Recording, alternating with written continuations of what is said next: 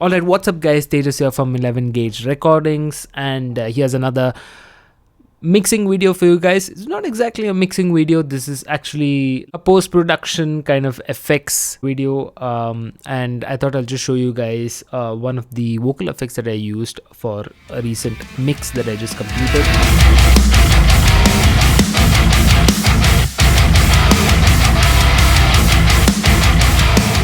Also, the song that I'm going to be playing for you today is by the band Duravasa.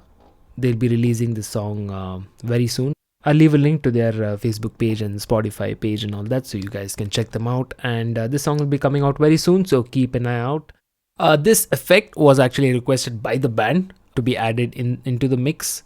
They kind of had this vision before I started mixing, so it was mentioned in kind of the mix notes. So I'm going to show you guys the effect and how I went about creating that effect. It's a combination of two things, so it's basically two of these vocal effect lines. It's also a reverse snare effect that I added, which is really subtle. You might not even hear it in the mix, but you can feel it, and sometimes that's enough, right? I'm going to play this part for you guys from a few seconds before with both the effects running, and I'll then mute both the effects and show you guys why exactly this effect was added and the idea behind this whole thing. So this is with both the effects on. Let's go.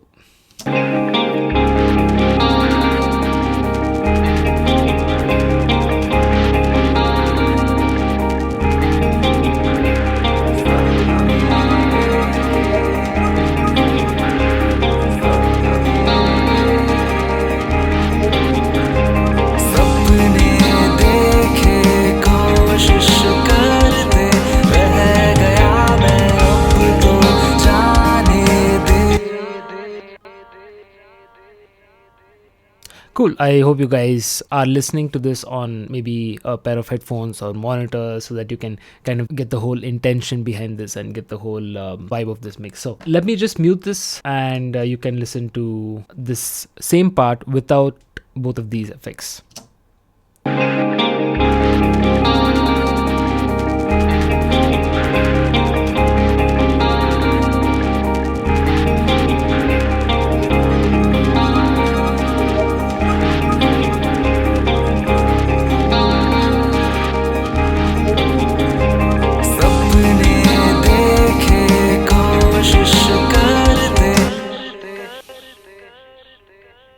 So as you guys might have guessed, the whole intention behind adding those effects was creating this kind of build up to the actual vocal line that kicks in, and just to create a certain ambient vibe. So let's just go through how I went about treating these vocal effects first, and then we'll go into the reverse snare. Let me solo the vocal effects for you guys so that you can listen to what the effect actually sounds like in solo.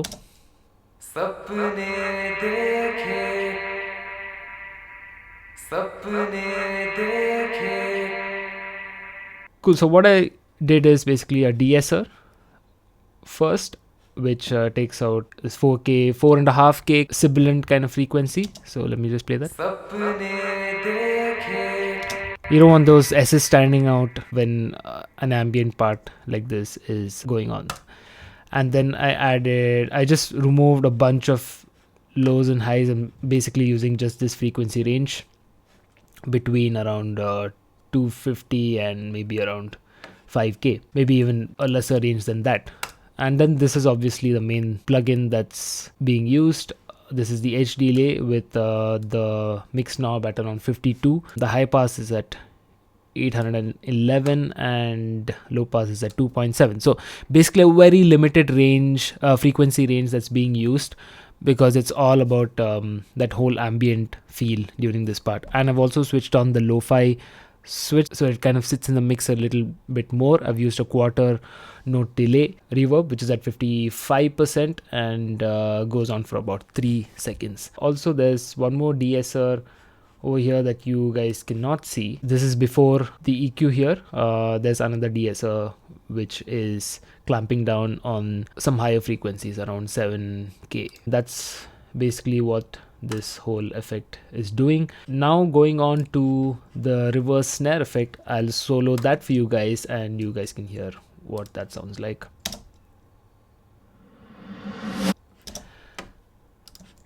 So that's basically providing this kind of urgency just before the main vocal line kicks in. So let me just play this in the context of the mix and you guys will hopefully be able to hear this.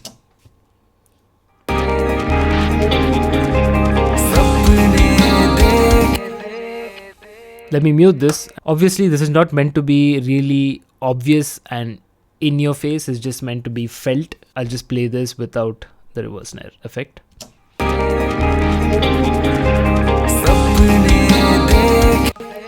With the effect on again.